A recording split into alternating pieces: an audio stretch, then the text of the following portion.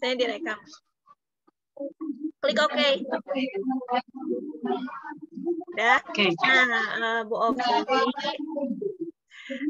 hari ini kita akan melakukan wawancara ya mengenai permasalahan yang ada di kelasnya Bu Ovi khususnya atau di kelas 1. Yang pertama, ya,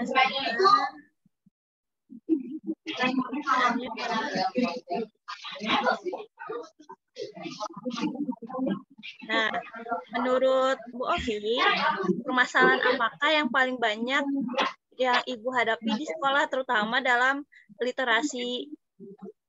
Ya. Karena mungkin sekarang baru masuk ya, kita kan baru banget masuk. Tadi kebetulan saya sudah mulai bertanya ke anak-anak mengetes lah minimal mengenal huruf dulu. Ternyata di kelas 1 khususnya di kelas saya masih banyak anak-anak yang ada belum. Jadi dari huruf itu semuanya 26 huruf itu belum semuanya hafal.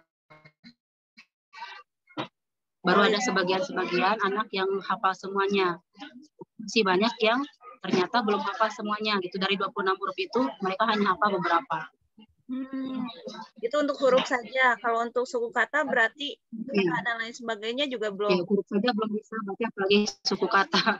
Oh, ya karena pandemi kali ya. Oh, begitu. Kemudian untuk huruf itu tadi udah diceritain ya permasalahannya.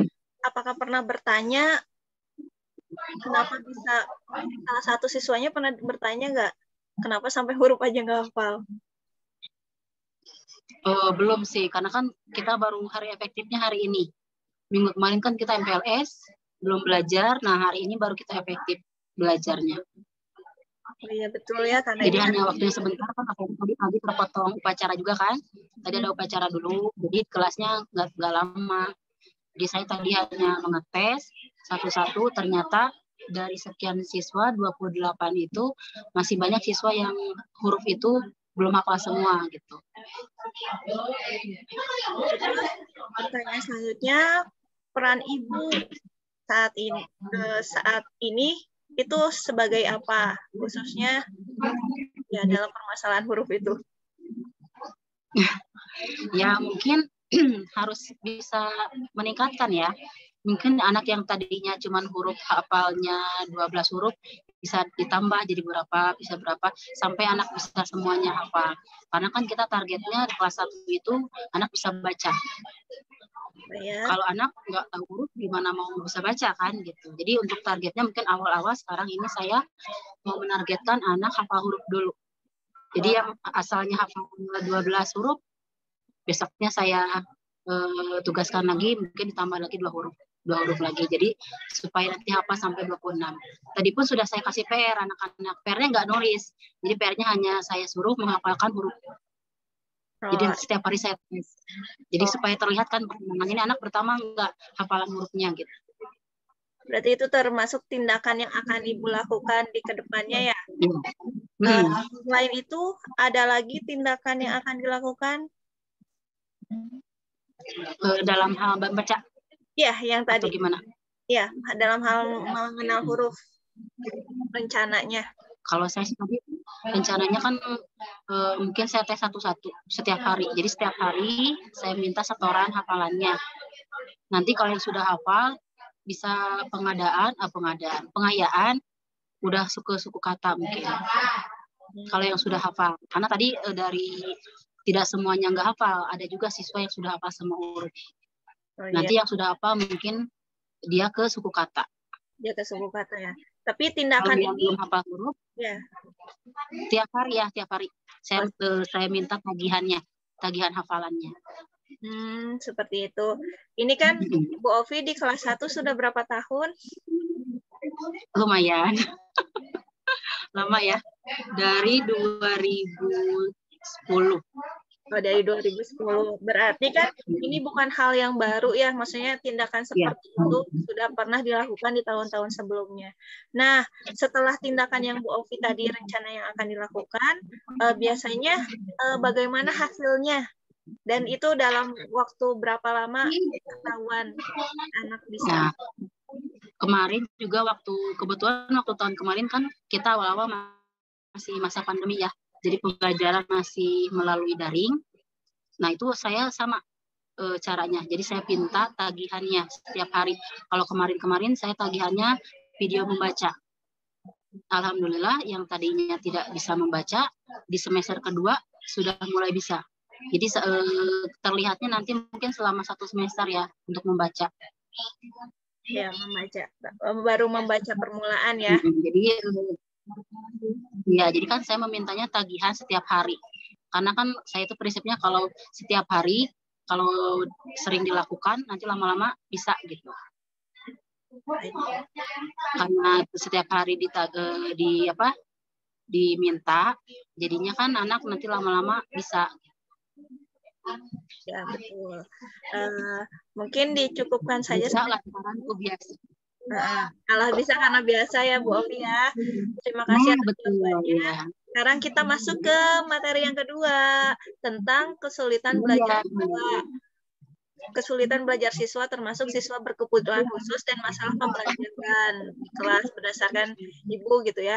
Nah, yang mau tanyakan apakah di kelas Ibu ada anak yang berkebutuhan khusus? Ya. Kebetulan di tahun ini ada di kelas saya ada 1 siswa yang memang dia berkebutuhan khusus untuk tahun ini. Seperti apa ABK-nya itu? Dia kebutuhan khususnya itu lebih ke motorik. Motorik. Terus? Jadi dia kalau kata ibunya ada selebrum apa gitu. Jadi yang menyerangnya itu ke motorik. Jadi dia dari segi jalan dia nggak bisa sendiri, harus dipapa. Dia jalan harus dipapa. Mau berdiri juga harus menopang, harus ditopang. Gitu. Terus dari segi menulis juga karena dia yang terkenanya motorik, jadi saat menulis itu tangannya kaku gitu. Tapi dia bisa ngikutin, tadi udah saya lihat, dia bisa menulis, cuman memang hurufnya besar-besar gitu. Masih kaku. Tapi apakah anak tersebut sudah bisa mengenal huruf atau yang alhamdulillahnya ya, alhamdulillahnya ini anak sudah hafal huruf. Karena tadi ketika saya berikan contoh cara menulis, memang ibunya pernah bilang ke saya nih kalau anak ini punya minus juga. Jadi nggak kelihatan katanya Bu kalau yang tulisannya di depan itu kurang terlihat. Makanya pas tadi sama saya didikte aja. Alhamdulillahnya karena dia sudah tahu huruf, dia bisa didikte. Dibacakan hurufnya.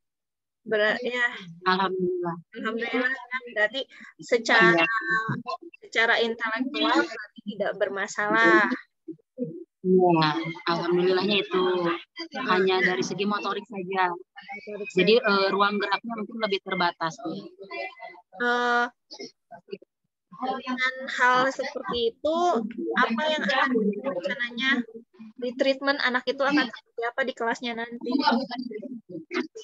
Kalau untuk teman mungkin lebih ke ahlinya yang ada ahlinya kan memang ini anak mengikuti terapi di dokter sama ibunya untuk itu. Paling kalau saya sebagai wali kelas di kelas hanya membantu ketika memang siswa membutuhkan pembelajaran yang membutuhkan kegiatan fisik gitu. Karena kan kayak anak mau berdiri saja kan harus ditopang.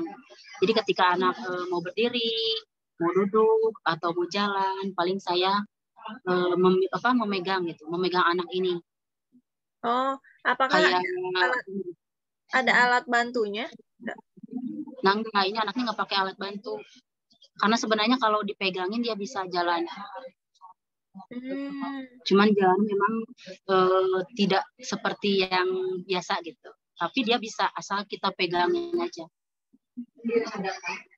Itu kan karena kita masuk itu ini sekarang sudah pekan kedua ya, artinya mengenal anak itu dari masa MPLS. Nah, dari masa MPLS itu yang sudah Ibu lakukan itu apa? Kalau di minggu kemarin sih kita kalau untuk 1 minggu kemarin karena di masa pengenalan lingkungan sekolah kita lebih banyaknya pengenalan anak ke lingkungan sekolahnya. Jadi lebih ke membuat anak senang dulu ke sekolah. Belum mulai belajar. Jadi kita hanya fokusnya anak itu di minggu pertama bagaimana caranya anak itu senang dulu ke sekolah. Karena kalau anak sudah senang ke sekolah, insya Allah belajar juga akan senang. Gitu. Ya, Jadi khususnya untuk minggu kemarin, ya. nah ya apalagi khususnya kelas kecil kan, kelas 1. Jadi paling kita pengenalan lingkungan, mengenal dengan teman-temannya, mengenal juga dengan wali kelasnya. Jadi membuat anak nyaman dulu dengan kita sebagai wali kelasnya nanti kan gitu. Kalau anak sudah nyaman dengan kita, insya Allah nanti pembelajaran seperti apapun anak mau gitu. Karena tidak ada istilahnya, saya takut nggak mau belajar, nggak ini kan. Kalau anaknya sudah senang, mau belajar apapun insya Allah bisa. Ya, jadi dibuat senang dulu. Ya, khususnya anak yang ini yang berkebutuhan ini yang sudah Ibu lakukan apa pada masa kemarin nih MPLS yang Ibu memberi bantuan contohnya apa saja? Nah, untuk kemarin memang selama MPLS saya meminta bantuan ke orang tuanya, ke ibunya untuk didampingi dulu selama seminggu selama MPLS. Karena untuk selama MPLS ini kan saya lebih banyak terbagi gitu ya untuk anak yang lain gitu kan, karena kan kegiatannya banyak di luar kalau FLS gitu kan, nggak di kelas. Tapi untuk minggu sekarang udah mulai efektif, udah sama saya anaknya gitu. Kebetulan anaknya juga mau gitu, udah nggak tergantung dengan orang tua juga gitu, mau ditinggal oleh orang tuanya. Nah kemarin juga waktu awal-awal di masa FLS saya banyak pendekatan ke anak ini dengan cara mengobrol gitu. Jadi anak supaya nyaman dengan saya dulu, supaya ketika anak ibu mau kan kayak mau pipis dia, ibu mau pipis itu kan kalau anaknya nggak nyaman sama saya mungkin dia akan memanggil ibunya gitu. Nah tapi kalau dia udah nyaman sama kita, dia berani kan sama kita juga. Nah tadi juga anak ini pengen pipis ke saya gitu, Bu pengen pipis, oh iya ayo sama saya dianterin, dianya mau. Nggak tergantung dengan orang tua kan, memang yang diharapkan seperti itu. Jadi anak ini tidak tergantung kepada orang tuanya gitu. Ya, cukup sampai di situ untuk pertanyaan yang kedua. Sekarang kita masuk ke jenis permasalahan yang ketiga. Di kelas Ibu, mau yang sekarang atau yang sebelumnya, apakah ada permasalahan tentang membangun relasi atau hubungan dengan siswa dan orang tua siswa? Kalau dengan anak sih alhamdulillah ya bisa gampang anaknya gitu. Intinya anak itu buat nyaman dulu gitu. Kalau anak sudah nyaman dengan kita, insya Allah hubungan itu akan terjalin dengan sendirinya. Karena anak sudah merasa nyaman dengan kita, nih kita itu ibunya gitu, ibu di sekolah gitu. Kalau anak sudah merasa oh ini ibu aku, pasti mereka mau apa-apa gampang ke kita. Pasti kalau ada apa-apa ke kita. Kalau dengan orang tua, ya namanya orang tua ya orang dewasa gitu ya, pasti adalah sedikit, tapi itu gesekan antara orang tua dan orang tua lagi sebenarnya gitu. Kalau dengan saya alhamdulillah tidak ada, komunikasi lancar alhamdulillah, yang tahun kemarin juga. Kalau yang tahun sekarang belum kelihatan nih karena baru kan. Cuman kalau setiap saya memberikan pengumuman di WA kelas gitu, alhamdulillah orang tuanya responnya bagus, cepat juga untuk yang baru kelas 1 baru sekarang. Jadi alhamdulillah ya tidak ada masalah untuk membangun hubungan relasi baik itu dengan anak dengan atau orang tua. Nah, kita lanjutkan saja karena tidak ada masalah. Ke yang masalah yang keempat itu, kalau orang tua dengan orang tua lagi kurang tahu ya, itu kan itu di luar kita ya, gitu. Ya, di luar kita gitu, di luar kita, orang tua dan orang tua. Betul. Ya. Jadi itu mah terserah di orang tua di sana, kita nggak usah mikirin. Selanjutnya kita masuk ke permasalahan yang keempat nih Bu.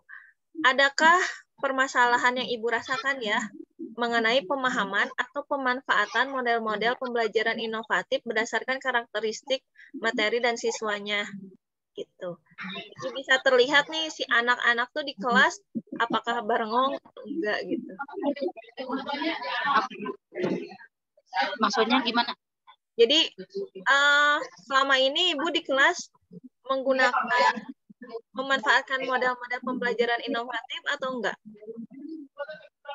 Ya ada yang menggunakan, ada yang biasa gitu, tergantung materinya mungkin. Tergantung materinya. Tapi Ibu bisa merasakan nggak, adakah perbedaan di saat Ibu menggunakan model pembelajaran inovatif dan tidak menggunakan model inovatif? Ada. Mungkin anak lebih apa ya, lebih namanya apa, tertarik mungkin ya.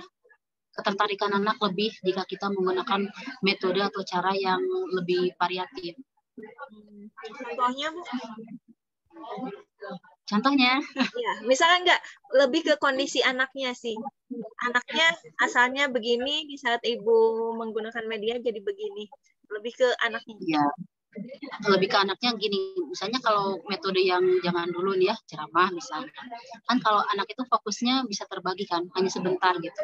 Kalau kita hanya menggunakan metode ceramah terus, pasti anak kurang kondusif. Dia hanya sebentar, paling beberapa menit lah fokusnya gitu.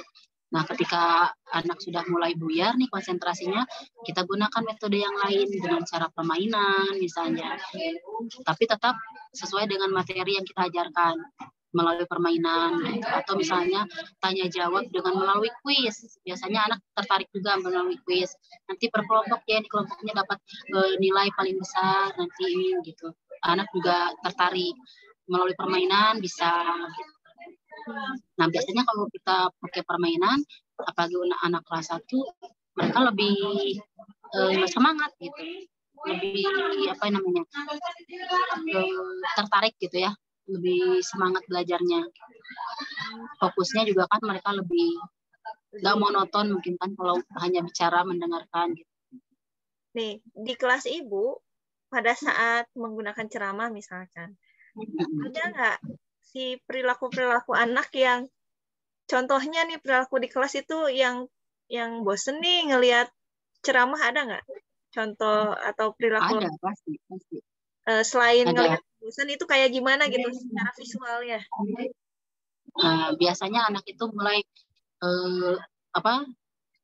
megang-megang temennya gitu.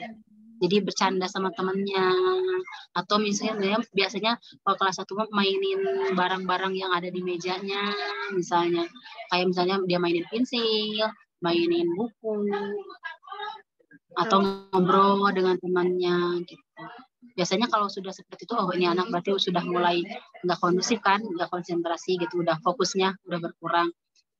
Biasanya kalau kelas 1 pakai tepuk-tepuk gitu. Tepuk apa, biar anak fokus lagi ke kita.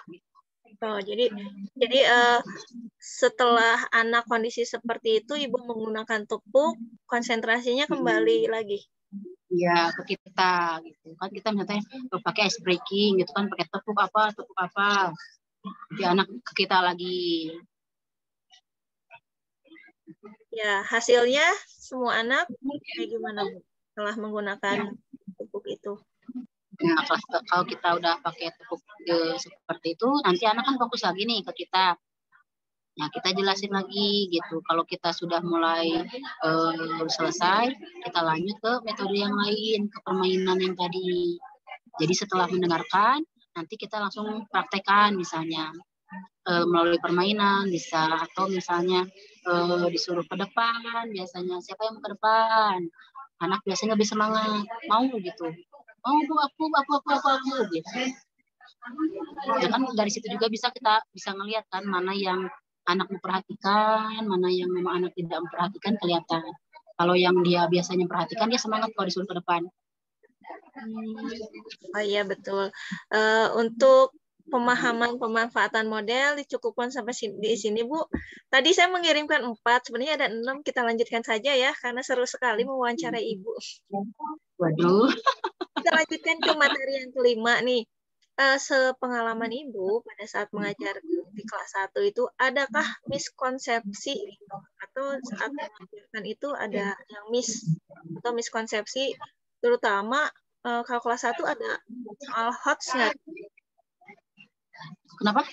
Ada soal HOTS nggak? High order thinking skill. Jadi si soalnya tuh udah membutuhkan pemikiran tingkat tinggi, ada nggak sih, Bu, di kelas 1? Ada. Contohnya? Ada. Kalau misalnya, biasanya sih saya lebih banyaknya di pilihan ganda ya.